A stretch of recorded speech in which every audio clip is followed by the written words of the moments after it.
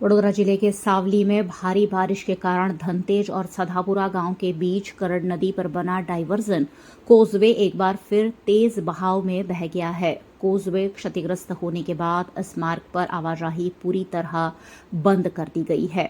इससे दोनों गांवों के बीच वाहन यातायात ठप हो गया है और लोगों को अब करीब 10 किलोमीटर का ज्यादा चक्कर लगाकर पहुंचना पड़ रहा है। करीब 1 महीने पहले भी ये कोजवे बारिश के कारण बह गया था। उस समय प्रशासन ने बड़े पाइप और अन्य सामग्री डालकर अस्थायी मरम्मत कर दी थी, जो फिर एक बार तेज जल प्रवाह आने से दोबारा कोजवे पानी में बह गया है और स्थानीय लोगों की परेशानी फिर एक बार बढ़ गई है। ग्रामीणों ने यहाँ स्थानीय समाधान की मांग की है ताकि हर बारिश में इस तरह की स्थिति का सामना ना करना पड़े।